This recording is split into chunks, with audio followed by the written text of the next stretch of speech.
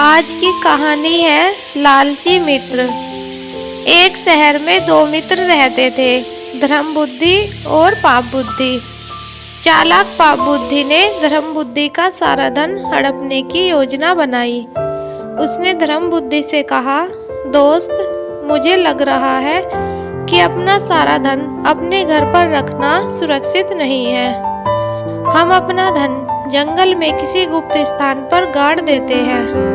जब कभी हमें धन की आवश्यकता पड़ेगी, हम जाकर निकाल लाएंगे। धर्म बुद्धि सहमत हो गया। दोनों ने पास के जंगल में जाकर एक गहरा गड्ढा खोदा और अपना सारा धन उसमें गाड़ दिया। एक दिन पाप बुद्धि गया और गड्ढे से उसने सारा धन निकाल लिया। अगले दिन वह धर्म बुद्धि के पास गया और बोला कि उसे कुछ धन की आवश्यकता है, इसलिए साथ चलकर जंगल से धन निकाल लिया जाए। जब दोनों जंगल में पहुंचे तो उन्होंने पाया कि गड्ढा तो खाली है। पाप बुद्धि जोर जोर से रोते हुए कहने लगा, धर्म बुद्धि, तुमने सारा धन चुरा लिया। उसमें आधा हिस्सा मेरा भी था, मेरा हिस्सा वापस करो। हालांकि धर्म बुद्धि ने फौरन इनकार कर दिया। पाप बुद्धि नहीं माना और उस पर लगातार आरोप लगाता ही रहा। दोनों का झगड़ा अदालत पहुंचा।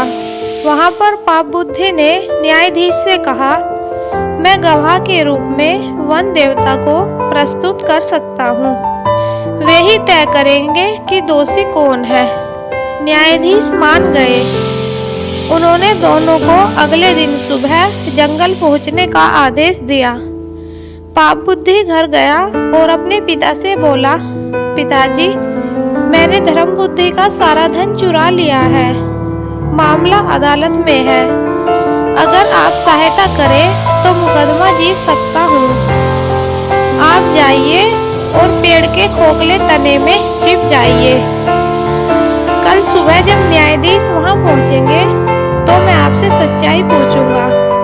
आप कह देना कि धर्म बुद्धि ही चोर है।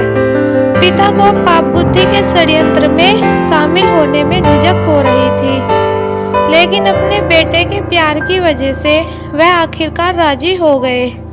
अगले दिन धर्म बुद्धि और न्यायाधीश के सामने पाप बुद्धि पेड़ के पास गया और चिल्लाकर बोला, हे वन देवता, आप गवाह हैं।